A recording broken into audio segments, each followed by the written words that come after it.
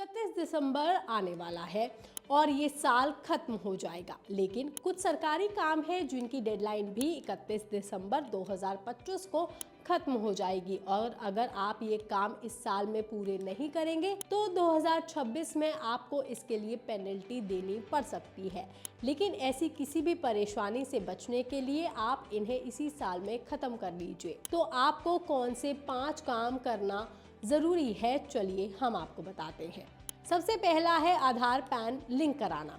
अगर आपने 1 अक्टूबर 2024 को या उससे पहले आधार कार्ड लिया है तो आपको इसे 31 दिसंबर 2025 तक अपने पैन से लिंक कराना होगा। अगर आपने इस डेडलाइन तक ये काम पूरा नहीं किया तो आपका पैन इनएक्टिव हो जाएगा, जिससे banking transaction, income tax return filing, investment और बाकी वित्तीय सेवाओं पर असर पड़ेगा। इसलिए रुकावट से बचने के लिए आप टाइम रहते अपना पैन आधार से लिंक करा लीजिए। दूसरा है ITR फाइल कराने का आखिरी मौका। जो टैक्स पेयर तय समय पर अपना इनकम टैक्स रिटर्न फाइल नहीं करा पाए थे, उनके लिए 31 दिसंबर आखिरी मौका है।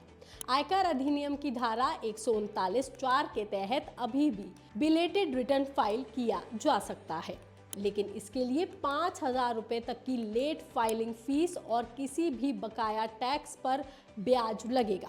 मगर आप टैक्स फाइल कर पाएंगे। अगर इस तारीख तक भी ITR फाइल नहीं किया गया तो आगे चल करके कानूनी और आपको फाइनेंशियल परेशानी जरूर झेलनी पड़ सकती है। तीसरा काम भी टैक्स से ही जुड़ा हुआ है। जी हाँ, रिवाइज रिटर्न सुधारने का मौका। जिन लोगों ने समय पर ITR भर दी थी लेकिन उसमें कोई गलती रह गई थी, उसका आप 31 दिसंबर तक रिवाइज रिटर्न फाइल कर सकते हैं। इसमें इनकम, बैंक डिटेल या किसी दूसरी जानकारी को सही किया जा सकता है। अगर संशोधन के बाद अतिरिक्त टैक्स बनता है तो 25 से 50% तक का अतिरिक्त जुर्माना देना पड़ सकता है, लेकिन 31 दिसंबर के बाद ये काम भी नहीं होगा। इस वजह से दिसंबर उन लोगों के लिए आखिरी और सबसे किफ़ायती मौका है जो पहले की डेडलाइन पर चूक गए थे या जिन्हें अपने रिटर्न में गलतियों को सुधारने का मौका नहीं मिला था। चौथा है GST और कंपनी फाइलिंग की डेडलाइन।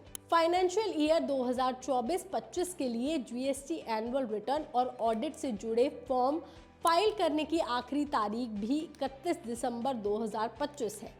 इसी तरह कंपनियों को भी इसी तारीख तक अपने एनुअल रिटर्न और फाइनेंशियल स्टेटमेंट जमा करने होंगे। हालांकि डेडलाइन बढ़ाने की मांग हो रही है, लेकिन अभी तक कोई ऑफिशियल अनाउंसमेंट इसको लेकर के नहीं हुआ है, तो आप इसे भी टाइम से निपटा लीजिए। पांचवा है बैंक लॉकर एग्रीमेंट अपडेट करने का।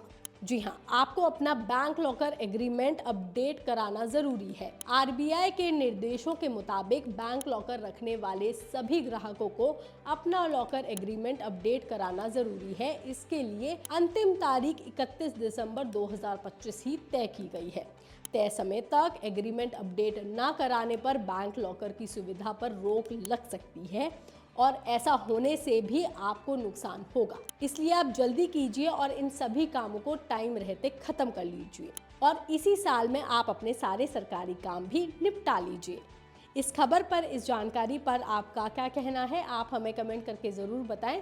बाकी तमाम खबरों के लिए आप देखते रहिए लोकमत हिंदी।